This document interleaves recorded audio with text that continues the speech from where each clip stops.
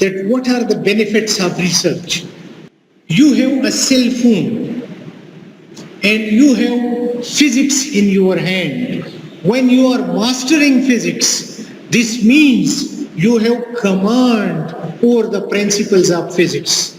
Command means that you can utilize the principles of physics for your benefit and for the benefit of humanity and for the development of the world.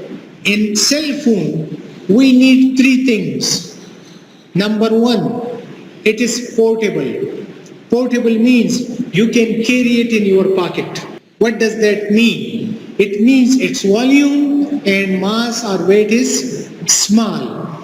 The second property is when somebody calls you, the signal is not interrupted. It cleanly comes to your ear.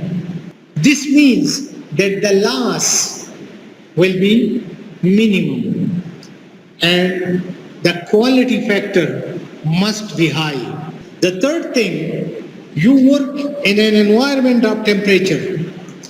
Sometimes the temperature will be 20 degrees Celsius, sometimes it will be 5, sometimes it will be 40.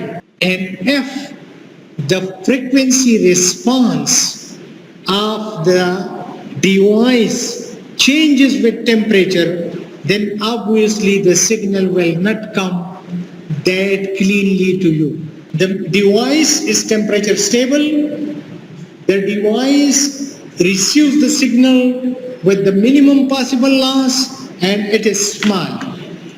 Now, what do you know? You have not seen a cell phone. Forget about the cell phone, but you know physics. In physics, how can you decrease the size? In physics, you have relative permittivity. People call it dielectric constant. Dielectric constant is inversely proportional to the square root of the size of the circuit. So, the higher the dielectric constant, the smaller will be the circuit size. The smaller the circuit size, the minimum amount of material will be used.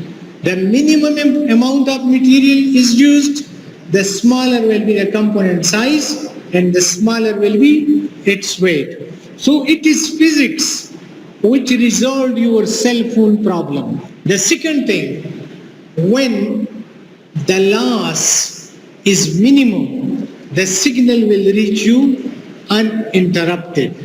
When signal passes through a device and it is not smoothly transmitted, in the simplest word, I will say that somebody shouted at someone to tell me that I am coming, but that someone cannot speak. So the signal he transmitted to that person will be passed to me with a lot of difficulty.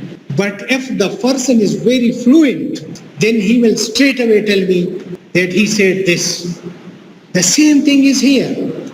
A signal came from far and it reached your device. If the loss of your device is high, if 100% of the signal was lost, so no message was conveyed. If 5% of the signal was lost, then 95% of the message was conveyed. So the minimum the loss, the higher the quality factor. And you can measure that through the principles of physics. You make a field, in that field you put the resonator, which resonates at specific frequency, and that tells you about the loss of the material you use. So the second thing was solved. The third thing is you heat the material and check its frequency response. If the shift in the resonant frequency is a lot, this means the device is not good. But if with temperature the shift is minimum, this means with the change in temperature, no change will occur in the resonant frequency.